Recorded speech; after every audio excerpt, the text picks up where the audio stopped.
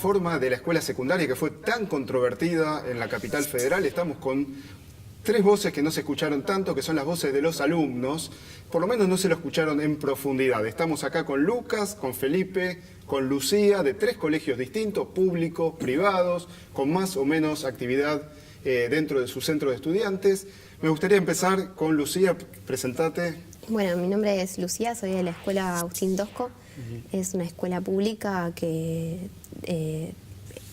si bien no va a ser una escuela piloto de la nueva reforma educativa, si se decide seguir adelante con esta reforma, sí se va a aplicar en nuestra escuela. Como en todas las escuelas públicas de la ciudad, ¿no? Sí, que es para todas las escuelas públicas. Lucas, presentate. Yo soy Lucas, estudiante de cuarto año del ILSE, un colegio semiprivado que académicamente depende de la Universidad de Buenos Aires, y justamente por eso es que la reforma no aplicaría en nuestro colegio. Sin embargo, muchos de los colegios que pertenecen a la UBA se quejaron y estuvieron formando parte de las protestas, ¿no? Sobre todo el Pellegrini y el Nacional Buenos Aires. Claro, y nosotros también participamos en varias movilizaciones, sí, justamente porque creemos que si académicamente dependemos de una universidad pública, justamente tenemos que ser parte de esa pelea por defender la educación pública. Está bueno, pues estamos justo ahí en el medio entre pública, semipública, y tenemos la voz de una escuela privada. Esa es una escuela privada, medio parecida a la de él, subvencionada por el Estado, pero como otro de la iglesia. Es parroquial. Y bueno, el tema de las reformas no está muy claro. Primero me dijeron que sabían, después yo personalmente fui a hablar con los directivos, a pedir explicaciones, con el director de estudios, y me dijeron que todavía no sabían nada. Quisimos abrir un espacio de debate futuro, controlado por los profesores y mediado por los directivos, obviamente. Pero lo que nos dijeron fue que el PDF que nosotros les dimos como pruebas de la reforma educativa, de lo que significaba, no se encontraba en ningún lugar del Estado, cosa que nosotros lo encontramos en una página del Estado. Nos dijeron que nos iban a comunicar si encontraban ese PDF en alguna página del Estado, de la Ciudad de Buenos Aires, del Ministerio de Educación, pero hasta ahora no recibimos respuestas. Ahora, lo que dicen en el gobierno es que la reforma va a avanzar, y avanza para las escuelas públicas. Las escuelas privadas pueden o no reformarlo de acuerdo a esto que se propone para las públicas o distinto. Eso ya depende de cada una de las escuelas. Pero bueno, me gustaría que me digan un poquito, empezando por Lucía, cuál es la opinión que tienen acerca de esta reforma de las escuelas secundarias en Capital, que ya comienza. Bueno, nosotros los estudiantes de las escuelas públicas nos posicionamos completamente en contra de esta reforma. O sea, en contra de los términos en los que se plantea. O sea, siempre tuvimos una postura de mantenerlo abierto al diálogo, de establecer un diálogo con el gobierno de la ciudad. Ahora, ellos dicen que los recibieron, ¿no? Que todos los lunes la ministra tenía un espacio para encontrarse con los estudiantes. Fue un lunes. Un lunes. Un lunes fue. Sí, y después las siguientes reuniones, que creo que hasta ahora fue una sola, además de la primera, no fue la ministra, o sea, mandó un delegado. ¿Participaste de esa reunión? No, fue un compañero mío. Fue un compañero. Sí, yo no participé. ¿Y en qué consistía esa reunión? Esa reunión se llevó a cabo en la Defensoría del Pueblo y me dio el director de la Defensoría del Pueblo. ¿No? El defensor del pueblo. Sí. Alejandro Amor. Sí, él fue el mediador y participaron distintos cuerpos. Hubo estudiantes, directivos, gente del gobierno de la ciudad, la ministra y padres, etc. O sea que la única instancia de diálogo fue esa. ¿A ustedes les parece poco diálogo? Y la crítica que tienen a la reforma es la falta de diálogo. No, ¿o algo más? No, la falta de diálogo, yo creo que el diálogo es el medio para aplicar la reforma, el diálogo con los estudiantes. Nosotros nos llegó un PDF en el cual no se especificaba casi nada. Y nosotros lo que pedimos es más información. Nosotros no es que decimos no queremos la reforma, estamos queriendo plantear en qué términos se va a aplicar, si es que se va a aplicar. Lo que decimos es déjennos participar de esta decisión. Quedó claro. Lucas, ¿cuál es tu posición con respecto a la reforma? Después seguimos. Creo que comparto bastante con lo que dice Lucía, o sea, más que nada la posición que yo planteo es que es muy necesaria una reforma educativa en los colegios secundarios, no solamente en la capital federal, pero que esa reforma que se aplique tiene que ser una reforma en la cual la comunidad educativa pueda participar de su realización, obviamente junto con especialistas en educación y junto con los funcionarios del Ministerio de Educación, pero esta reforma es justamente lo contrario, porque es una reforma que se hizo a puertas cerradas en el Ministerio, de manera inconsulta, y como decía Lucía, es una reforma que nos falta información. O sea, recién en la segunda reunión que tuvieron representantes de los centros de estudiantes con la ministra, recién a partir de eso el Ministerio accedió a subir un documento a su página web. O sea, hasta ese momento era simplemente información filtrada, se acercaban a los rectores de los colegios, les entregaban el PDF que supuestamente tendrían que aplicar, pero no aparecía información en la página del Ministerio. Entonces justamente nosotros, no solo los estudiantes, sino también los docentes y las familias, pedimos que se haga una reforma, pero con participación de la comunidad educativa y que también haya más información. Y la ministra dijo varias veces que ya había instancias de diálogo, que ya estuvo reunida todo el año pasado y que se seguía reuniendo. Bueno, justamente el tema es que el año pasado muchísimos representantes de centros de estudiantes estuvieron en reuniones con la ministra y si la ministra estaba haciendo una reforma, ¿cómo no se los va a comunicar en ese momento? Porque el año pasado la ministra nunca había mencionado que estaba generando una reforma. ¿Cuál es tu posición con respecto a la Mi posición con la reforma, desde mi ideología política, yo creo que es una animalada, por así decirlo. El tema de usar a los jóvenes como una mano de obra de las pasantías. Muchos la defenderán. Tu principal crítica apunta a el último año, a las pasantías, Claro, o las a las prácticas pasantías, educativas. y no solo eso, también a la relación de docente-alumno, que yo creo que es base en la educación y que es prácticamente la predisposición que el alumno va a tener. Si el alumno tiene un docente con el que se siente cercano, forma una relación afectiva y demás, va a estar más abierto a recibir conocimiento. ¿Pero por qué decís que va a cambiar esa relación del docente? Eso va a cambiar debido a que los docentes cambian totalmente, desaparecen del mapa y son reemplazados por unos capacitadores, creo que son.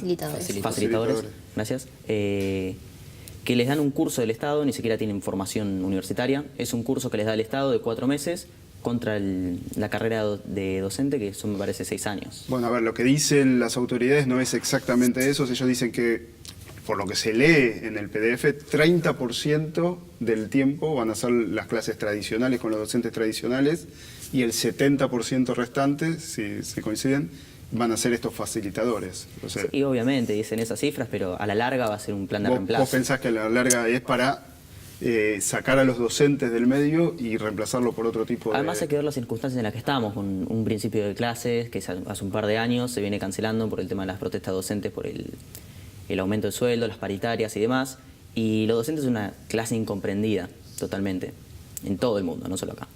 Ellos son la base del futuro, son los que se encargan de formar a las generaciones futuras y su labor es eterna, porque lo que hace su alumno puede repercutir de acá a la eternidad. ¿Tenés algo para decir? Sí, no, yo iba a agregar que es así efectivo, como vos decís, se recorta las horas de docencia, pierden el 70% de las horas de su trabajo y nada, esto precariza completamente el trabajo docente. O sea, ustedes están preocupados por los docentes y por el rol de los docentes. Claro, porque además esos facilitadores que tendrían 4 meses de formación tampoco tendrían derechos laborales y los docentes, además de reducirse a un 30% su tiempo de trabajo, se les generan distintas complicaciones a la hora de dar el poco tiempo de clase que tendrían para dar, porque tendrían que articular con otras materias y, o sea, el Ministerio pretende aplicar esto el año que viene en más de 15 escuelas. 17 escuelas. Claro, sin el tiempo de capacitación necesaria para que los docentes puedan adaptarse a esa nueva manera de enseñanza. A ver, digamos que empiezan 17 escuelas solo en los primeros años. Digo, Sí. Claro. Sí. Y ahora, con respecto a las prácticas educativas, ustedes, bueno, también están en contra. A ver, ¿por qué? ¿Cuál es el...? Yo creo que, primero y principal, lo más importante a tener en cuenta en eso es que no podemos reemplazar los contenidos que se verían en 5º año por prácticas educativas, prácticas profesionalizantes, pasantías. O como querramos llamarlas, porque además, o sea, las pasantías tendrían un 50% del tiempo de 5º año, pero el otro 50% también deja de ser el contenido que ahora sería visto en 5º año y pasa a ser clases sobre cómo ser emprendedor. Entonces, yo sinceramente, o sea, en mi colegio hay pasantías, pero en 5º año uno puede decir, bueno, yo quiero hacer una pasantía de tal carrera, te dan una propuesta que en general está vinculada a padres y madres del colegio y vos podés elegir si la querés hacer o no. Que eso es interesante porque te da una buena formación, pero no reemplaza los contenidos que uno aprende y tampoco es de manera obligatoria. O sea, a ver, hay dos puntos que se le puede criticar a esto de las pasantías. Primero, que sea obligatoria. O sea, si fuera optativa, ¿estarían de acuerdo? ¿O no? ¿O ni siquiera? Y ¿Vos ni siquiera? me parece raro que el Estado tenga acuerdos con empresas privadas. No solo eso, sino hay algo que es bastante importante. O sea, los alumnos de quinto año que vayan a trabajar en pasantías van a reemplazar a un trabajador. No es que llueve el trabajo. Eso también va a haber gente despedida para que los alumnos de quinto año puedan ir a hacer esa pasantía. Ese trabajo. Bueno, el tema Sí. principal de las pasantías es justamente ese. Vos te vas a quejar, sos una persona capacitada adulta, pero estás trabajando en una empresa donde tienen pasantías. Sí. Vos vas y le pedís un aumento de sueldo, que te parece que tu labor... A ver, los pasantes no van a cobrar. No, los pasantes no van a cobrar. Pero aún así, cuando una persona, un trabajador contratado, va y pide un aumento de sueldo o demás, o se queja de las condiciones laborales, la discusión es fácil. El jefe podría decirle, ¿para qué voy a subirte el sueldo a vos, darte más oportunidades laborales, mejorar tus condiciones, si acá tengo un pibe de una escuela que viene para reemplazarte gratis y va a producir lo mismo, o incluso más?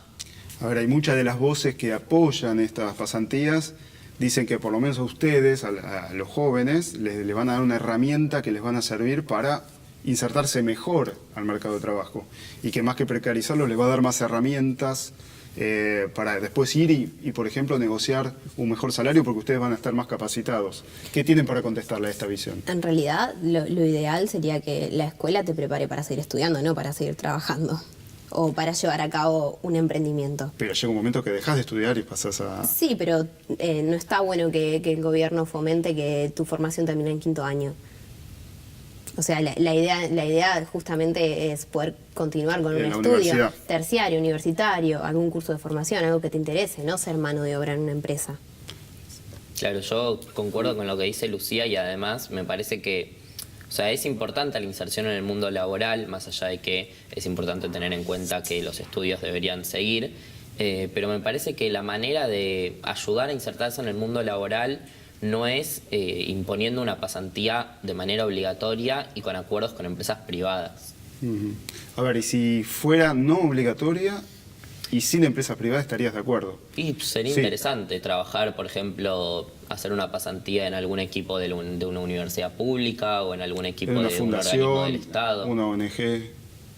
Habría Pero que no charlar. el reemplazo de los contenidos de quinto año. Pero me parece que vos no estás de acuerdo ni siquiera con eso. Eso sí puedo ser más flexible, pero claro, estoy contra de eso, de la precarización laboral, de que le estoy sacando el puesto a alguien más y de que básicamente eso, se recortan los contenidos de quinto año y se pierde la relación docente-alumno, que es la más importante. Uno no termina de estudiar en toda su vida, o eso es lo que no tiene que hacer. Y con respecto a ver otros puntos de la reforma como la agrupación de contenidos, ¿no? Ahora van a haber 4 áreas, lo leyeron, ¿no? Sí. 4 áreas, una que son ciencias sociales, otro más vinculados a las matemáticas y otras 2 áreas más. ¿Eso qué les parece? Es muy interesante que en el primer documento, en el primer PDF, no existía el área de ciencias sociales. Ah, no existía el... No estaba mencionada el área de ciencias sociales. No me parece coincidencia, no me parece casualidad. Otro de los puntos importantes es que pasaría a ver, se modificaría completamente el sistema de evaluación. En vez de ser una evaluación con un docente, una hoja, etcétera, Sí. es mediante videojuegos y mediante créditos. Sí, no, la evaluación Es- lo que dice... no es el videojuego. A ver, lo que dice Esa es que es la la evaluación plataforma es constante y que no se remite solamente a una instancia del examen, sino que los docentes van a estar con ustedes más tiempo y entonces los van a conocer más y entonces... En realidad menos tiempo van a estar con nosotros. bueno, el facilitador, digamos. Va a Que no es más docente. bueno, el Y lo facilitador rotan va a cada estar... 4 meses, me parece. va a estar más tiempo con ustedes, más tiempo físico va a estar con ustedes, los va a conocer más y entonces les va a poder evaluar más integralmente. Sí, yo no sé cuáles son todas las instancias de las evaluaciones. Sé que hay una de las instancias que es videojuegos. O sea, estás en una plataforma virtual y te evalúan con pruebas estandarizadas tus capacidades por videojuegos. ¿Qué sé yo? Sí. Sí. También me parece que es interesante esto de una enseñanza más integral y más articulada entre las materias, pero justamente por lo que decía antes, me parece que para eso es necesario un tiempo de capacitación, de formación sobre cómo generar esa integralidad entre las materias, porque obviamente los contenidos son transversales y hay mucha relación entre las distintas asignaturas, pero para que los docentes puedan dar clase, primero es muy difícil que lo hagan teniendo un 30% del tiempo respecto a lo que tienen ahora, y también es muy difícil que lo hagan si ahora estamos en octubre y esto se quiere aplicar en marzo y no hay realmente tiempo para que tengan las capacitaciones necesarias.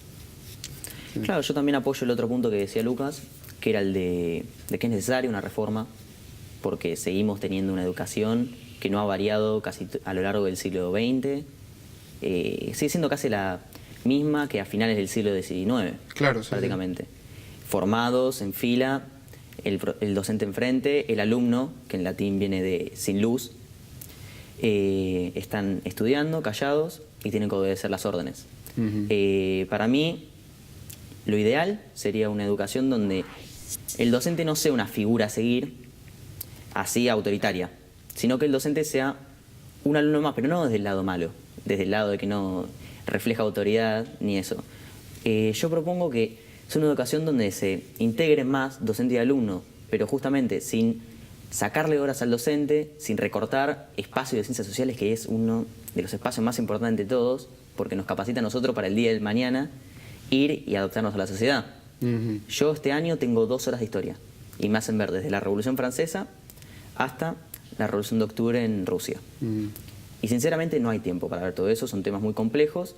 Y lo que hizo la ANES en general es eso, es explayar mucho los contenidos, alargarlos, pero no fijarse bien en ninguno de esos. Y también el tema de que sean espacios, se dividen áreas, también tiene que ver con que se pierde un poco de puntualización. El que mucho abarca, poco aprieta a la larga. Porque más ahora, en el siglo XXI, en el que las ciencias se están especializando mucho, y tal vez yo tengo muchos de esos contenidos, básicos, sí, pero el día de la mañana voy a rendir una materia en la universidad a la carrera que quiero seguir y no tengo los conocimientos de esa ciencia exactos que necesito y tengo de otra. Está bien, estamos entonces de acuerdo, todos estamos de acuerdo que la educación, la escuela secundaria hay que reformarla, que así como está no va. Vos ya tiraste algunas ideas, me gustaría escuchar ideas de ustedes, ¿no? Están sentados delante de Soledad Acuña, ¿no? Los recibe. ¿Qué le dirían, no? ¿Qué le proponen, no? Por la positiva, ¿eh? Ya todo lo negativo lo sabemos, todo lo que no quieren. ¿Cómo debería ser la escuela secundaria? Qué pregunta difícil. Y porque ella les va a preguntar eso. Dice, bueno, los escucho. Bueno, es difícil igual estar sentado delante Bueno, de Acuña y no poder reclamarle nada. Quizás mira esto. Bueno, yo creo que primero en principal se necesita un espacio en condiciones. Infraestructura del Infraestructura, cuestiones edilicias. Tenemos compañeros que en las aulas tienen plagas de ratas, se les caen los techos, hay invasión de palomas. Eso es uno de los temas muy complejos que nos gustaría tratar. Por otro lado, la ley de educación sexual integral, o sea, es justamente una ley que no se aplica. Nosotros... Bueno, ahora dijeron que le iban a poner dos jornadas de acá a fin de año.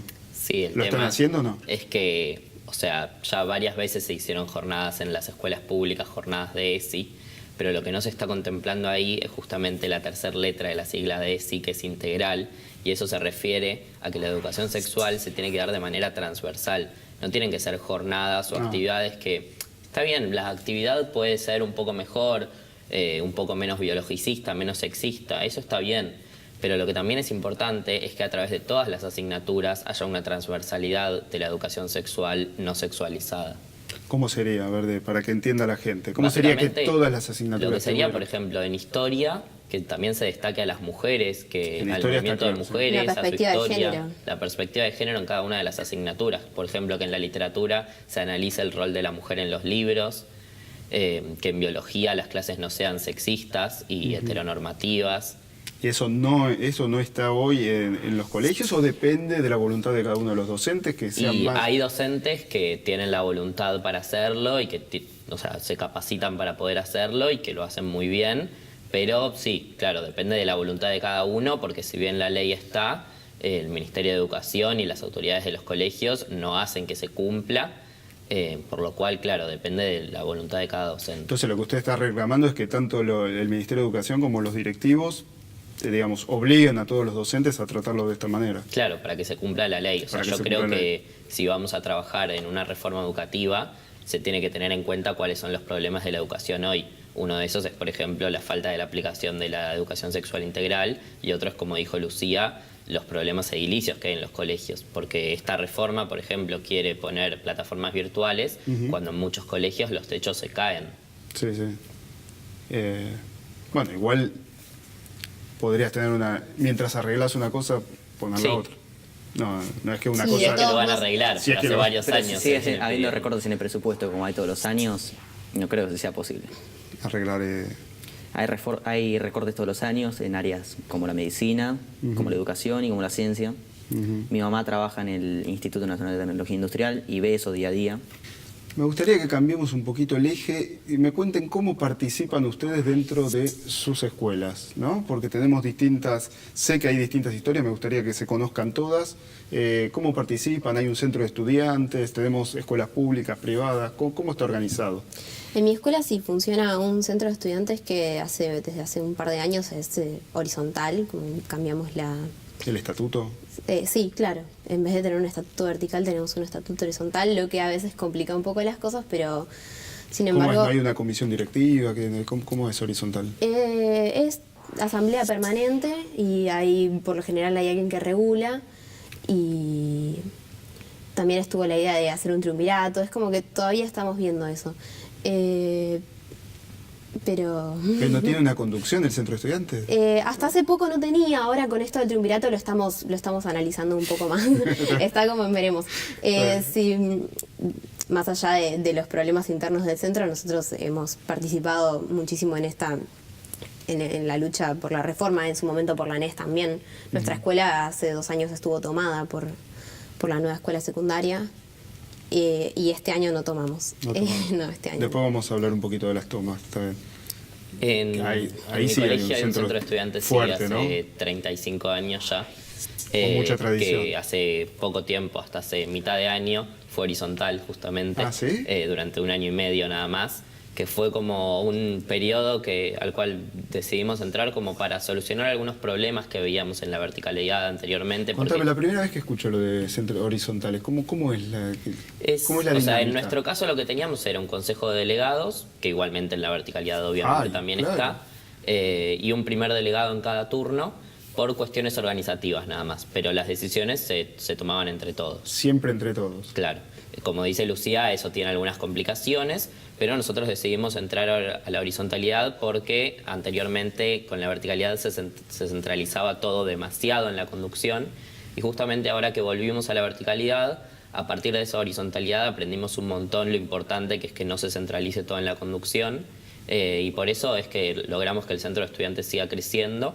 Durante la horizontalidad creció muchísimo porque mucha gente se sintió bienvenida a participar, y hoy en día sigue creciendo. De hecho, en este conflicto pudimos participar un montón. Se señala mucho de la participación de los partidos políticos, ¿no? Como si fuera algo malo, ¿no? Sí. ¿Ustedes cómo lo viven? En mi colegio, personalmente, no, o sea, las agrupaciones que hay en el centro de estudiantes no responden a partidos políticos por el estatuto en sí del centro de estudiantes, o sea, es un centro de estudiantes apartidario. Pero más allá de eso, yo creo que es importante que los partidos políticos se involucren en estos temas, siempre obviamente dejando el protagonismo a los estudiantes y a los distintos miembros de la comunidad educativa. En nuestro centro, justamente, uno de los motivos por los cuales pasamos a la horizontalidad fue porque en esta cuestión de la concentración del poder en la comisión directiva también era partidaria. Entonces, Claro. Cuando votamos la horizontalidad, también votamos la igualdad Era para sacarle el poder al partido que había Claro.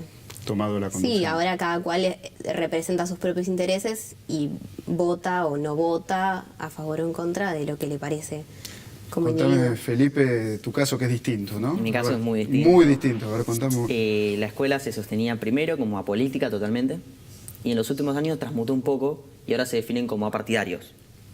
En mi escuela no hay un centro de estudiantes, sino que hay un llamado consejo de grados, donde está totalmente regulado por los directivos, Claro. intervenido totalmente. Vamos delegados, 2 por curso, hombre-mujer o mujer-mujer, hombre-hombre. Y ahí se discuten temas del colegio prácticamente, no nos dan espacio a otro tipo de debates, nos tenemos que juntar solo cuando ellos dicen o fuera del horario de clases o en los recreos, no hay otra forma sino. Ahora, siendo una escuela privada, ¿cuál es el rol de los padres acá? Porque son los padres, de alguna manera, los que están sosteniendo, pagando la cuota. El rol de los padres no te sabía decir mucho, mucha intervención de los padres no hay. No hay. O sea, es un diálogo más Claro, entre al no haber centro de estudiantes tampoco hay cosa que los padres no coincidan, políticas y demás, y si, por lo general, si te mandan a esa escuela, es que coinciden con la política de la escuela. Así que mucha participación no hay. Claro, por eso. Yo personalmente apoyo mucho un proyecto que hay dentro de la escuela, que creó el director de estudios, que es el proyecto de las Naciones Unidas, que vamos y nos ponen la perspectiva de un país, como si fuera el foro de la ONU, nos ponen un país y ahí debatimos sobre temática internacional, predefinida, se dan premios y demás. Después, en tercer y cuarto año, eso se pasa ya a un ámbito más interescolar y hasta internacional, pero nuestra escuela no participa en eso. Que vamos a la Facultad de Derecho, me parece, en octubre, y hacemos lo mismo y debatimos con la gente. En ese lugar, en la dirección del proyecto de ONU, ahora está seguida un ex estudiante, y en ese lugar es el único foco donde la gente puede debatir política, puede debatir temas de la actualidad y puede debatir el tema del centro de estudiantes. Porque Felipe, si no, no hay pero espacio. vos querés armar un centro estudiante, ¿no? Yo ¿Es personalmente así? creo que es necesario totalmente, porque es la única forma de que los alumnos sean escuchados. Porque Claro. está intervenido con los directivos y hacemos lo que ellos quieren. Claro. Ellos nos determinan las reuniones, que son una vez por trimestre, no más. Y la función del delegado ya está prácticamente, los alumnos votan en chiste. Claro, Generalmente queda uno que se quiere hacer gracioso y va a las reuniones y no hace nada. Está totalmente... ¿Lo intentaste? ¿Intentaste armar el centro Se estudiante? intentó un alumno solo Y uno solo no puede armar un centro hace un par de años y no pudo hacer nada, se lo tiraron por la cabeza. Es que- Y no, es después, que- este año estuvimos involucrados y los profesores del área de sociales nos dieron su apoyo con el tema del estatuto, el proyecto de ley y demás. Pero no terminó en nada porque nos teníamos que juntar en las vacaciones de invierno y muchos se iban, muchos de quinto año, y lo único de tercero era yo. Así que estoy tratando de armarlo de abajo ahora el proyecto nuevo. Es difícil. Es el tema de las tomas como método de protesta, ¿no? Eso es todo un gran tema, ¿no? Que fue en estas últimas semanas llevado quizás a un extremo que no había sido visto, por lo menos en la extensión de las tomas, ¿no? ¿Qué opinan ustedes de la toma? Yo creo que es como bastante amplio. Digamos que opinar. ninguno de los tres que están acá presentes forman parte de colegios que fueron tomados. Este año no. No, Este año no. No, decime, sí. Yo primero creo que es muy amplio opinar sobre la toma en general. La toma como método de protesta. Claro, pero a lo que me refiero es que, o sea, por ejemplo, en el Pellegrini varias Sí. veces se tomó el colegio porque había un preceptor y que luego fue ascendido a regente, Sí. que era violento, que le había Sí. pegado a chicas. Sí. Ahí yo tengo una opinión. Cuando se toma un colegio porque aumentan los precios del buffet, tengo otra opinión. Perfecto. A eso Claro. me refiero con que es muy amplio. Primero creo que es muy importante tener en cuenta la manera democrática en que se votan las tomas en asambleas a la cual puede asistir el estudiante que quiera, es decir, que todos los estudiantes tienen derecho a votar a favor o en contra de la toma. Luego hay cuestiones internas de cada centro de estudiantes sobre cuál es el quórum necesario para votar a favor de una toma o en contra.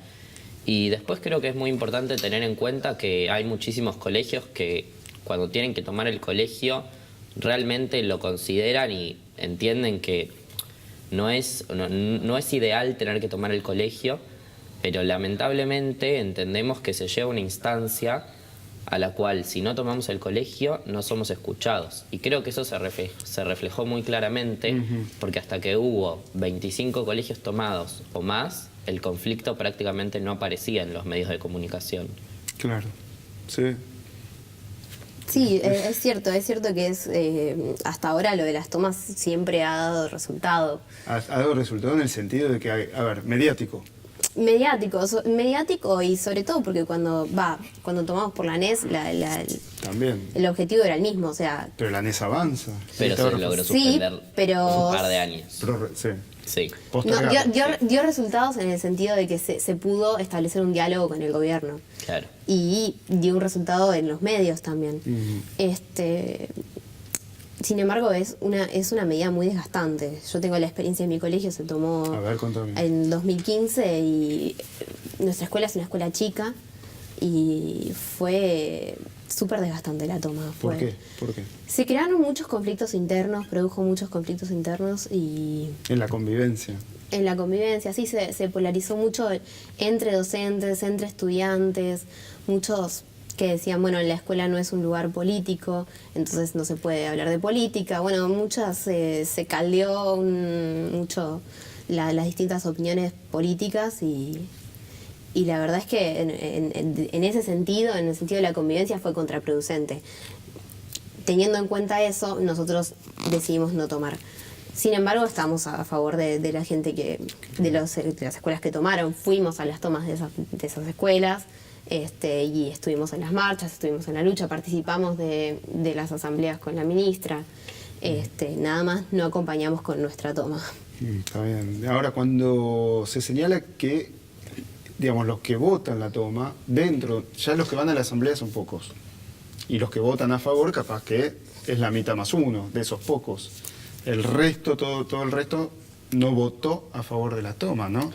Claro, eso es a lo que me refería con las cuestiones internas de cada centro, porque, bueno, ahí, o sea, claramente si en una asamblea la mitad más uno vota a favor de la toma, democráticamente, según lo que dicen la mayoría de los estatutos de los centros de estudiantes, se tiene que tomar el colegio por lo votado en la asamblea, por lo que votó la mayoría. Pero eso justamente depende de cada estatuto. O sea, hay estatutos que dicen hay un quórum mínimo para las asambleas, Claro. solo se toma el colegio si hay determinada Depende del cantidad a favor. Pero yo creo que, o sea, también es importante quizás no deslegitimar la medida por cuál es el reglamento interno en cada colegio y en cada centro de estudiantes. ¿Creen que debería haber un único estatuto regulado por quizá el Ministerio de Educación, donde todos los centros de estudiantes sean iguales? No, yo Cada creo uno que... tiene que- No, Cada está escuela buena. varía en su estructura Sí, interna. la diversidad está buena, ¿no? O sea, hay una base sentada en la ley de centros de estudiantes, pero yo creo que después está bien que Cada uno tenga su propio estatuto, aunque sea esto, ¿no? Aunque de golpe una toma termine siendo un poco representativa, a veces, No sé si es un poco representativa porque representa un poco más de la mitad. de los pero- que participan en la asamblea. Sí, pero en la asamblea también participan los que están interesados. Hay mucha gente que no está interesada y después va a la toma, o mucha gente que no está interesada y después no va a la toma. En nuestra escuela, en lo particular, nosotros cuando votamos la toma se votó con todo el colegio, o sea, con hay urna, una asamblea. urna obligatorio, no es opcional para el que le interese. Sí, pero lo que pasa en muchos estatutos, pasó mucho en esta toma, que así empieza, ¿no? Y después la continuidad de la toma, de la medida, termina siendo votada solamente por los que están en la Claro, toma. Sí. en esos Es casos ahí es donde- importante que se den las condiciones para que quizás los chicos que no participan de la toma, por la razón que sea, o sea, no están apoyando lo que votó la mayoría, por decisión propia, no participan de la toma. Me parece que es importante que se den las condiciones para que esos chicos puedan ir a las asambleas que se hagan durante la toma para votar la continuidad de la ¿Y medida. cómo se darían las condiciones si no están yendo a la toma? Eso depende de la seguridad interna del manejo de las tomas, que realmente en las últimas tomas fue muy bueno el control de la seguridad. Claro. Menos en el Buenos Aires. Bueno, eso Es un no caso depende particular de de la un alumno seguridad que- manejada por el centro de estudiantes. O sea, es algo que puede suceder tanto dentro como fuera del colegio, en toma o fuera de la toma. ¿Y cuál es tu posición con respecto a las tomas? Mi posición respecto a las tomas es que sí, es una medida drástica y por lo general se las está deslegitimando últimamente. Deslegitimando. Y no está bien eso porque es la única forma, como dicen ellos, de que nos escuchen. Lo primero que se hizo cuando surgieron todos estos temas, cuando hay debate general en todas las escuelas, no como dijo el que la toma porque subió el precio del buffet, pero cuando hay algo que repercute en toda la comunidad educativa, primero, la primera instancia que buscan los alumnos y los docentes también, con el tema de los sindicatos y más, es el diálogo. Lo primero que buscan es el diálogo. Y al no escuchar respuestas, al ser ignorados, al ser boludeados en cierto punto, porque no los escuchan y los toman de que son nenes, que no pueden tomar esas decisiones. Los alumnos deciden demostrar que no son chicos y que pueden ser una fuerza a tomar en cuenta tomando las escuelas. Y prácticamente es eso la toma, es la representación de que no nos escuchan. Bueno, Felipe, Lucía, Lucas, les agradezco mucho. Gracias. Gracias a vos. Gracias a vos.